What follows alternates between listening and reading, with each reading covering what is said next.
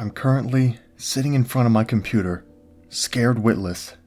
Any moment now I'm going to be killed. Today, a friend of mine told me a story. His aunt had taken care of him since he was a small boy, and she told him last night about how his parents died. He did a very fair imitation of her. I know them pretty well. They were doing mission work in some nasty little South American country when a man burst into the mission hospital one night, terrified out of his mind. He told him that his sister had been killed by a Muerta Blanca, and that he was certain it was coming for him next. What is a Muerta Blanca? Apparently it was some sort of boogeyman, something like that dumb chupacabra or whatever. They called it the White Death, or the White Girl, because it was the soul of someone who hated life so much that they came back in their shrouds to kill those who told of them. The man had been told about this vengeful spirit by his sister hours before her death. It was a girl with dead, black eyes that wept bile. The thing moved without ever actually moving its legs, and it stalked its victims back to their homes.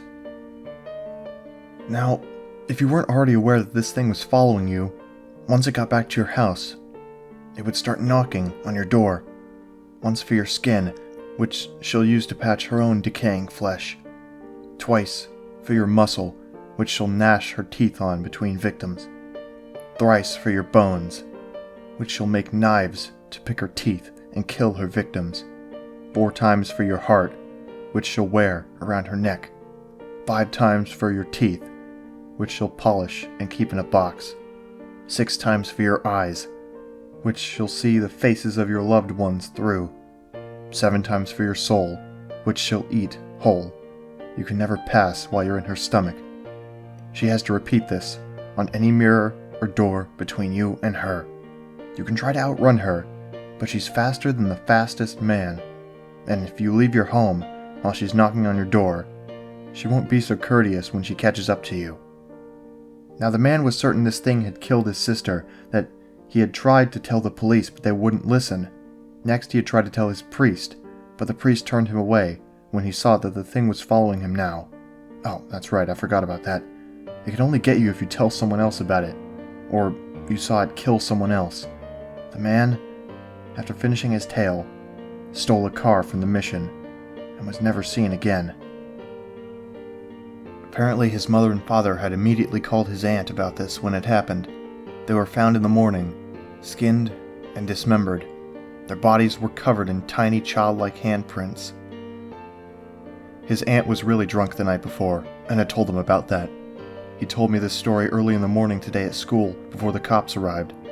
His aunt had been murdered that night. I called him later that night and he told me that he was being chased by someone, and now they were knocking on his door.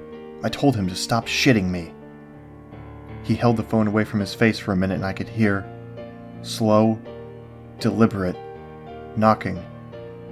A moment later, I heard the door rip from its hinges and the dying screams of my friend. Then, a little girl's voice spoke over the line. "Witness." I hung up. 3 minutes ago, someone started knocking on my door. She has to knock 28 times on my front door, 28 times on the mirror in the hall, and another 28 times on the door to my bedroom. She's doing it slowly. I think she wants to scare me some more, let me know that my death is just moments away. I will not run. I couldn't get to my car in time anyway. She started knocking on my bedroom door a minute ago. She should be done any moment. Nice knowing you guys. It's been fun.